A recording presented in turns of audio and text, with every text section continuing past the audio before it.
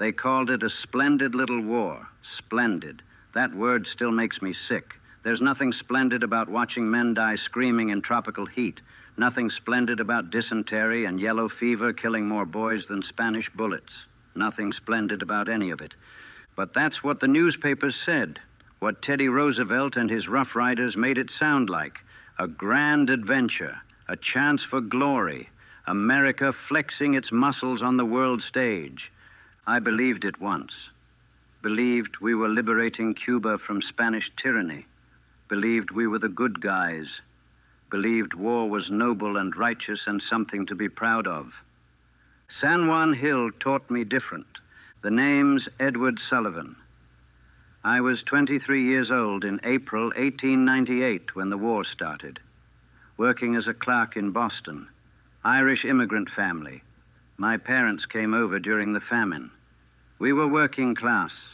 Respectable. My mother wanted me to stay out of it. Said she hadn't escaped one country's troubles just to lose her son in another's. But when the Maine exploded in Havana Harbor, when the newspapers screamed for war, when the whole country seemed to go mad with patriotic fever, I enlisted. Thought I was doing something important, something meaningful. The recruitment officer looked at me like I was fresh meat, which I was. They took anyone with a pulse. Training was a joke. A few weeks learning to march and shoot. They issued us heavy wool uniforms designed for fighting Indians in the West, completely unsuited for the Cuban tropics. Nobody cared. We were going to war, going to teach Spain a lesson, going to free Cuba, going to be heroes. We shipped out in June 1898, transported in cattle ships, literally, packed like animals in the hold, hot, cramped, men already getting sick before we even reached Cuba. The medical care was non-existent. Water was foul. Food was worse. Should have been a warning about what was coming. We landed near Santiago de Cuba. The beach landing was chaos. No organization. Equipment lost or damaged. Officers who had no idea what they were doing giving contradictory orders. Welcome to the American military in 1898. Unprepared, poorly equipped, badly led. But we were there, on Cuban soil. The Spanish were somewhere ahead of us in the hills around Santiago. Our job was to take those hills, take the city, win the war. They told us it would be quick, a few battles. Spanish would surrender. We'd be home by fall. They were wrong about everything except the quick part. The war was short. But that just meant the dying was concentrated, compressed into a few bloody days in the tropical heat. July 1st, 1898. San Juan Hill. That's when I learned what war really meant. That's when the splendid little war became a nightmare I've carried for 40 years. The morning of July 1st started with confusion. We'd been camped in the jungle outside Santiago. The heat was murderous. Over 100 degrees by dawn. In those wool uniforms, men were already collapsing from heat exhaustion before the fighting even started. We had no clear orders. No one seemed to know what we were supposed to do. Officers argued. Units got mixed together. The so-called organization was chaos. The Spanish held the high ground. San Juan Hill and Kettle Hill. Two rises overlooking the road to Santiago. They had trenches, blockhouses, artillery, clear fields of fire. And they were waiting for us. We had to attack uphill, in the open, in broad daylight, against entrenched positions. It was suicide. We knew it, but those were the orders. We moved forward in the early morning. The jungle gave way to tall grass and brush. You could see the hills ahead, see the Spanish positions, see what we were walking into. The Spanish artillery opened up first, shells bursting in the trees above us, shrapnel raining down, men screaming. The sound was incredible, nothing like I'd imagined. Loud enough to make your ears ring, loud enough to shake your chest. Private Murphy, Irish kid from New York, couldn't have been more than 19, took shrapnel to the neck. just opened up his throat. He went down, clutching at the wound, blood pumping between his fingers. I tried to help him, tried to stop the bleeding, but there was too much, too fast. He died looking at me with confused eyes, like he couldn't understand why this was happening, why he was dying in Cuba for a war he barely understood. We kept moving forward because there was nowhere else to go, couldn't retreat, couldn't stay in the open, had to reach the Spanish lines or die trying. The rifle fire started, Mauser rifles from the trenches, crack, crack, crack, steady, professional. The Spanish were good shots. Men were dropping all around me. Sergeant O'Brien got hit in the leg, bone shattered. He went down screaming. We couldn't stop to help him, had to keep moving, left him there in the grass, crying for his mother. The famous charge up San Juan Hill, the one Teddy Roosevelt made his reputation on, it wasn't glorious, it wasn't noble. It was desperate men running uphill through rifle fire because the alternative was standing still and dying anyway. We weren't even supposed to be charging. Someone started moving and everyone followed. No orders, no coordination, just panicked momentum. I ran. God help me, I ran straight at those Spanish positions, not from courage, from fear, from the terror of standing still, from the animal need to survive that overrides everything else. Men fell beside me, ahead of me, behind me. The grass was full of bodies, wounded men calling for help, dead men staring at the sky, and we just kept running, kept charging. The heat was unbearable. Men were collapsing from exhaustion, from heat stroke, couldn't breathe in those wool uniforms, couldn't think, just ran. I saw Roosevelt on his horse, riding up and down the line, shouting encouragement, making himself a target. Men were dying all around him, and he was playing at being a hero, playing at war like it was a game. Later, they'd make him famous for this, make him president. The hero of San Juan Hill, the man who led the charge. But from where I was, scrambling up that hill with bullets snapping past, watching friends die, it didn't feel heroic. It felt like madness, like organized slaughter. We reached the Spanish trenches. The fighting became hand-to-hand, bayonets and rifle butts, close enough to see their faces, close enough to smell their fear. I killed a Spanish soldier in those trenches, stabbed him with my bayonet, felt it go in, felt him struggle, felt him die.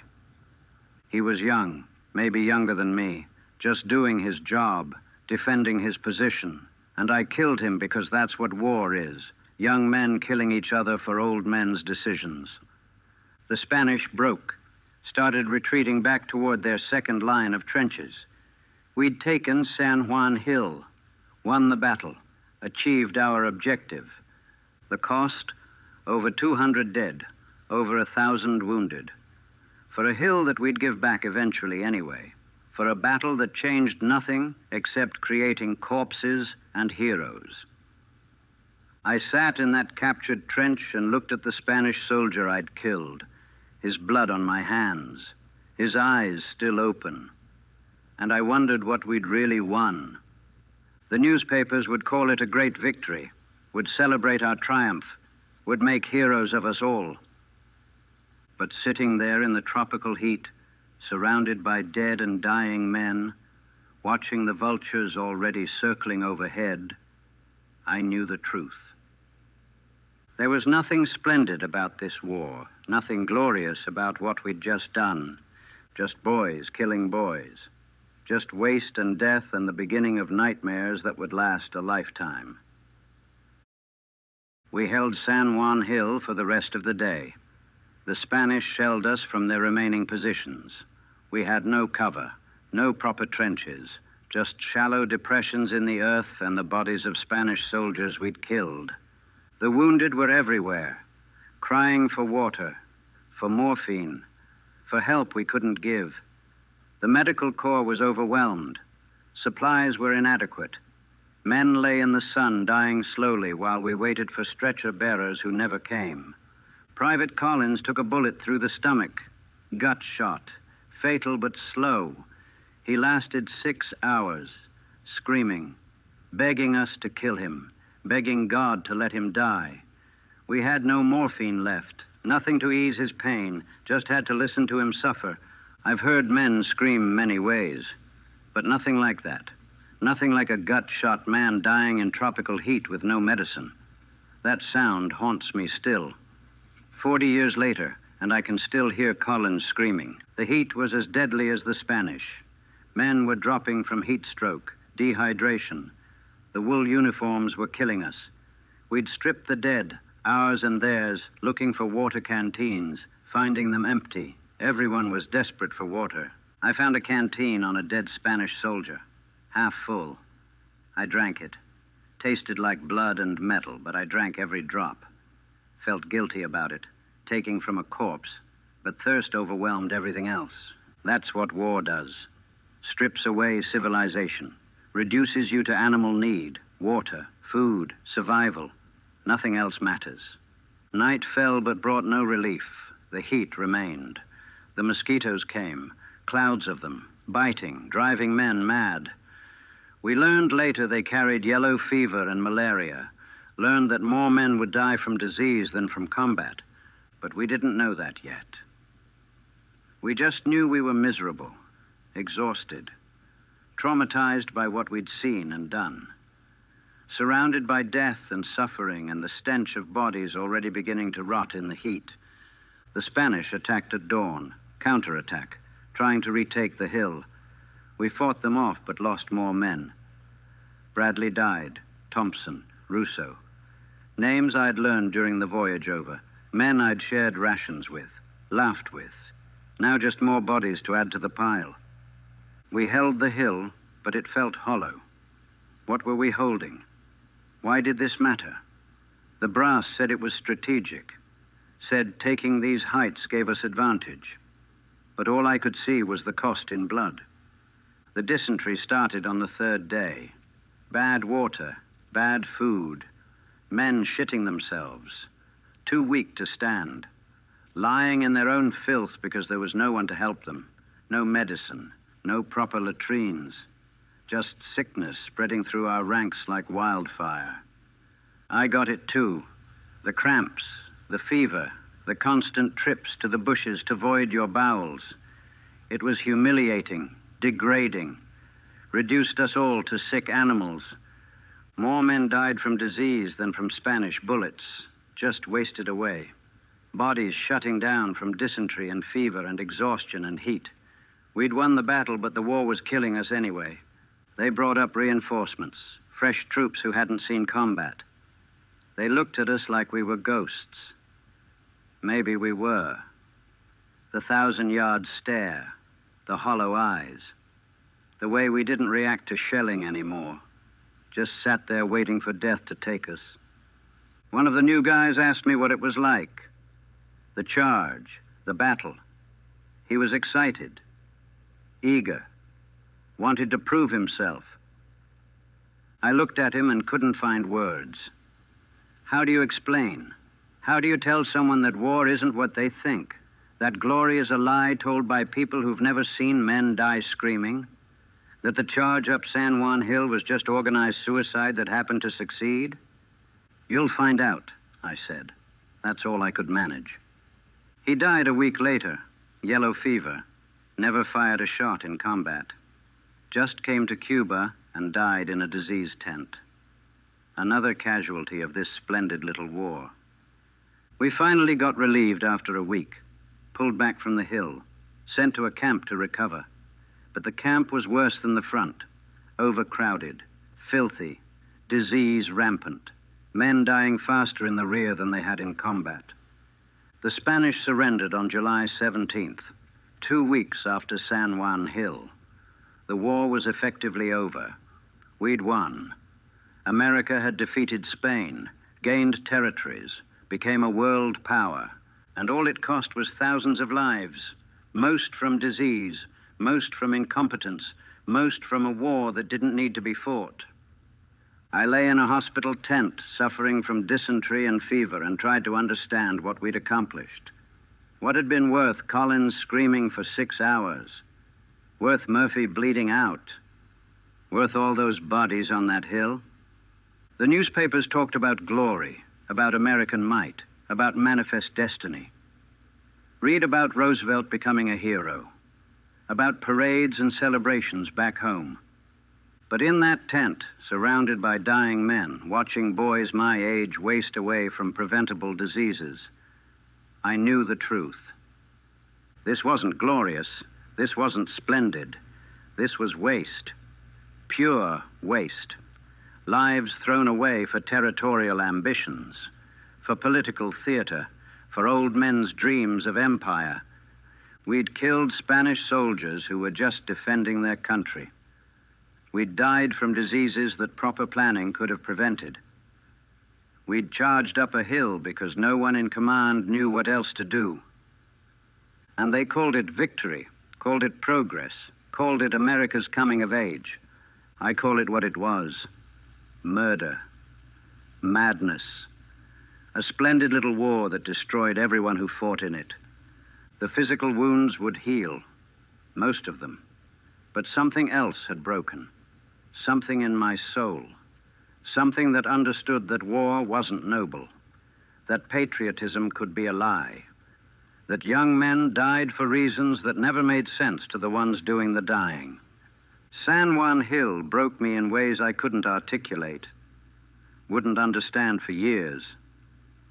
But lying in that tent, listening to men die around me, I knew I'd never be the same. The boy who'd enlisted in Boston was dead, killed somewhere on that hill along with Murphy and Collins and all the others. What survived was something else, something damaged, something that had seen too much and could never unsee it. We stayed in Cuba for another month after the Spanish surrender. Occupation duty, they called it. Mostly we just died slowly from disease. Yellow fever swept through our camps. The fever would start, then the chills. Then your skin would turn yellow as your liver failed. Then you'd vomit black blood. Then you'd die. Simple as that. We called it Yellow Jack. Feared it more than Spanish bullets. I watched entire companies reduced to skeletons, not from combat, from mosquitoes, from poor sanitation, from command's refusal to listen to doctors who said we needed to move the camps, improve conditions, take preventive measures. Private Morrison from my company started showing symptoms in late July. The yellow eyes, the fever. We all knew what it meant. They quarantined him in a tent with the other yellow fever cases. I went to see him once, just once, couldn't bear to go back. The tent was filled with dying men. The smell was indescribable, vomit and shit and death. Men lying in cots, delirious, crying for their mothers, for home, for anyone to help them. But there was nothing to do. No cure. Just wait and see if they survived. Morrison didn't. Took him 4 days. 4 days of agony. He was 20 years old, from Pennsylvania. Wanted to be a teacher. Now he'd be buried in a shallow grave in Cuba, thousands of miles from home. The newspapers back in America barely mentioned the disease. Too focused on the victory, on the parades, on making Roosevelt into a hero. Didn't want to talk about how we were losing more men to fever than we'd lost in combat. Didn't want to admit that this splendid little war was killing us even after the fighting ended. I got lucky. Never contracted yellow fever. Just the dysentery that wouldn't go away. Just the weight loss and weakness and constant fever. Just the nightmares that started coming every time I closed my eyes. I'd see Collins screaming, see Murphy bleeding out, see that Spanish soldier I'd killed looking at me with dead eyes, see the charge up the hill, see all of it over and over until I'd wake up shaking and couldn't get back to sleep. The other men had the same problem. We'd sit around at night, too sick to sleep, too traumatized to rest, just existing in this limbo between war and peace, between Cuba and home, between who we'd been and what we'd become. Nobody talked about it. We'd make jokes, tell stories, anything to avoid discussing what we'd seen, what we'd done, how we felt about it. Men didn't talk about feelings in 1898, especially not soldiers. You were supposed to be tough, to take it, to not let it affect you. But it affected all of us. You could see it in the eyes, the way men jumped at loud noises, the way they'd stare off into nothing, the way some of them would just break down crying for no apparent reason. Shell shock, they'd call it in the next war. Combat fatigue. PTSD eventually. But in 1898, we had no words for it. Just knew that something was wrong with us, that we'd been broken by what we'd experienced. They finally shipped us home in late August, another cattle ship. Just as crowded and miserable as the voyage over, men still dying of fever during the crossing, bodies buried at sea. We docked in New York to a hero's welcome. Crowds, brass bands, American flags everywhere, people cheering, calling us heroes, thanking us for our service. I stood on that dock in my filthy, lice-ridden uniform, weighing 30 pounds less than when I'd left, suffering from chronic dysentery, and watched the celebration. Watched Roosevelt give speeches, watched the parades being organized, and I felt nothing, just empty. These people had no idea, no concept of what we'd actually experienced, what this war had actually been. They saw glory and victory and American power. I saw Collins screaming, Morrison dying of yellow fever, bodies rotting in Cuban heat, the waste of it all. But I couldn't tell them that, couldn't ruin their celebration with truth. They wanted heroes, wanted to believe their sons and brothers had fought in something noble and righteous. So I smiled, accepted their thanks, played the part of the returning hero, and said nothing about the nightmares, about the guilt, about the question that wouldn't leave me alone. What had it all been for? We were mustered out in September, given our discharge papers and a small payment, sent back to our lives like nothing had happened, like 3 months in Cuba hadn't fundamentally changed us. I went back to Boston, back to my old job, back to my family. They threw a party, welcomed me home, wanted to hear stories about the war. I told them sanitized versions, talked about the charge, about taking the hill, about serving with brave men, left out the dying, the disease, the screaming, the doubt. My mother looked at me with pride. "My boy, the hero," she said. "I'm so proud." I nodded and smiled and hated myself for the lie. I wasn't a hero. I was a survivor. There's a difference. Heroes do something noble. Survivors just live through something terrible. And surviving came with its own burden. The burden of memory, of guilt for living when so many died, of knowing the truth while everyone else believed the lie. The lie that it had been splendid, that it had been glorious, that it had meant something. I knew better, but I couldn't tell them, couldn't destroy their illusions, couldn't make them understand that war isn't what they think it is.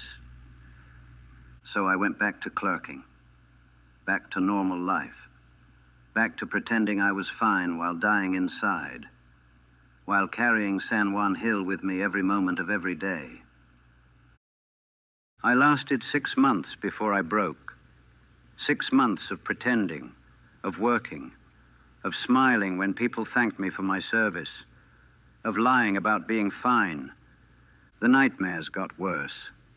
Every night I was back on that hill. Every night I killed that Spanish soldier. Every night I watched Collins die screaming. Every night I heard Morrison calling for help I couldn't give. I stopped sleeping, started drinking to cope. Whiskey helped dull the memories, made the nightmares less vivid, made it possible to get through another day of pretending to be normal. My mother noticed, started asking questions. Was I all right? Was I eating enough? Why was I so thin? Why didn't I smile anymore? "I'm fine, Ma," I'd say.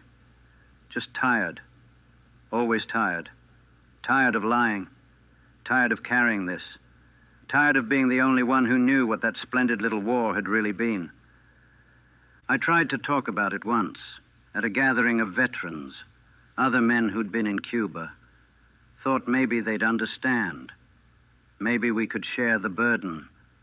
They talked about glory, about the charge, about Roosevelt and the Rough Riders, about how proud they were to have served, about their adventures in Cuba. Adventures. They called it adventures, like it had been a vacation, like it had been fun. I started to say something, started to mention Collins, Morrison, the disease, the waste, the question of whether any of it had been worth it. They looked at me like I'd blasphemed, like I'd insulted the flag. One man, veteran like me, had been right there at San Juan Hill, told me I was being ungrateful, that we'd done something important, that I should be proud. I left. Couldn't stay. Couldn't listen to them rewrite what had happened. Couldn't watch them turn horror into heroism. Maybe it was easier for them. Maybe they needed the lie to live with what they'd done. Maybe admitting the truth would break them like it was breaking me. Or maybe I was the broken one. Maybe something was wrong with me that I couldn't just move on. Couldn't just accept the narrative. Couldn't just be grateful I'd survived. I met a girl in early 1899. Margaret, pretty, kind, from a good Irish family like mine. We started courting. My mother was thrilled. Thought a wife would settle me, would help me adjust. Margaret was sweet, patient. Didn't push when I'd go silent, when I'd wake from nightmares shaking, when I'd drink too much. She thought she could help me, thought love could heal what war had broken. I tried. God knows I tried. Tried to be the man she deserved. Tried to imagine a future. Marriage. Children. Normal life. But I couldn't see it. Couldn't picture myself as a husband, a father. Couldn't imagine bringing children into a world where splendid little wars happened, where boys were sent to die for lies. I broke it off in March, told her I wasn't ready. Wasn't the marrying type. Made up excuses that hurt less than the truth. That I was too damaged, too broken, too haunted by dead men to ever be a proper husband. She cried, asked what she'd done wrong. Nothing, I told her. It's me. It's all me. She didn't understand. How could she? She'd never seen war, never killed anyone, never watched friends die for nothing. Never had to carry the weight of surviving when better men didn't. My drinking got worse. Started missing work. Started spending nights in taverns. Spending my pay on whiskey that made the memories blur. Made Collins' screaming quieter. Made the guilt more bearable. My mother found me passed out drunk in April. Sat me down. Demanded to know what was wrong. Why I was destroying myself. What had happened to her boy. He died in Cuba, I said. Your boy died on San Juan Hill. She didn't understand. Thought I was being dramatic. Thought I just needed time. Thought prayer and family and normal life would fix me. But you can't fix what war breaks. Can't pray away nightmares. Can't love away guilt. Can't work away the fundamental knowledge that you've killed and watched men die and survived when you maybe shouldn't have. I got into a fight in May. Some man in a tavern made a comment about the war, about glory, about how we'd shown Spain who's boss, about how proud he was of us boys. I snapped, hit him, kept hitting him, couldn't stop. All the rage and guilt and pain coming out in fists. Took 3 men to pull me off. They didn't arrest me. He's a veteran, the police said. Been through a lot. Let me go with a warning. But I knew the truth. I was dangerous. Was coming apart. Was becoming someone I didn't recognize. I left Boston in June. Couldn't stay. Couldn't face my mother's disappointment. Couldn't face the questions. Couldn't face another day of pretending. Just packed a bag and left. Sent a letter saying I needed to find work elsewhere. Said I'd write. Knew I wouldn't. Spent the next year drifting, working odd jobs, moving from city to city, never staying long enough to form connections, never letting anyone get close enough to see how broken I was. The nightmares followed me everywhere. Collins, Morrison, that Spanish soldier. They were my constant companions, more real than any living person, more present than any friend. I was 24 years old and my life was over. Had been over since July 1st, 1898. Since I charged up that hill and killed that man and watched my friends die. The boy who'd enlisted believing in glory and righteousness was dead. The man who'd survived didn't believe in anything anymore. Just drifted, drank, tried to forget, failed, always failed. The splendid little war had destroyed me as thoroughly as it had destroyed every man who'd fought in it. We just hadn't all died at the same time. I'm 63 years old now. It's 1938. 40 years since San Juan Hill. 40 years of carrying it with me. 40 years of trying and failing to leave it behind. The life I've lived since has been small, quiet, isolated. I never married, never had children, never built anything lasting. Just drifted from job to job, city to city, never settling anywhere long enough to put down roots. Not because I wanted that life, because it was all I could manage, all I could handle with the weight I was carrying. The nightmares never stopped. 63 years old and I still wake up screaming, still see Collins dying, still see that Spanish soldier I killed, still hear the rifle fire and the screaming and the chaos of that charge. 40 years and it's still as real as it was that day, more real than anything that's happened since. I went back to work eventually. Found a job in a factory in Chicago. Kept my head down. Didn't make friends. Didn't talk about the war. Just worked and lived and tried to survive. Saw my mother once more before she died in 1915. Went back to Boston for her funeral. She'd spent 16 years wondering what happened to her son. Why he'd left. Why he'd changed. Why he'd never come home. I couldn't tell her. Couldn't explain that her son had died in Cuba and a ghost had come back wearing his face. Couldn't make her understand what war had done to me. She died thinking I'd abandoned her, thinking I'd chosen drifting over family, thinking she'd failed somehow as a mother. The guilt of that sits with all my other guilt. One more weight, one more thing I can't fix or change or make right. The Great War came in 1917. Another generation sent to fight. Another splendid war that turned out to be hell. They came back broken like we'd been broken, shell-shocked, traumatized, unable to adjust. But they had more of them, millions who'd been through it. They could talk to each other, could share the burden, could find some comfort in shared experience. The Spanish-American war veterans were fewer, scattered, and we'd been told our war was glorious, was righteous, was something to be proud of. Harder to admit you were broken by something everyone else called splendid.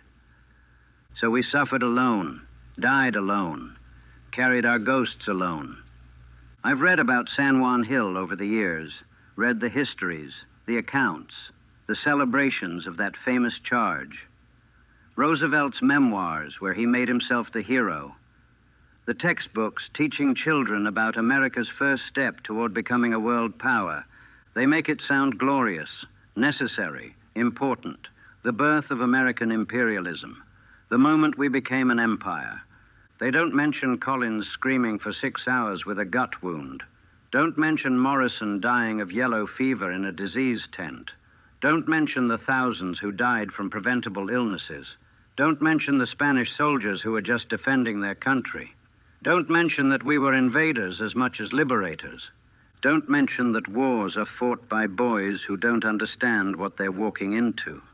That they die confused and scared and far from home.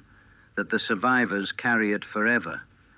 History is written by people who weren't there. By people who need the narrative to make sense.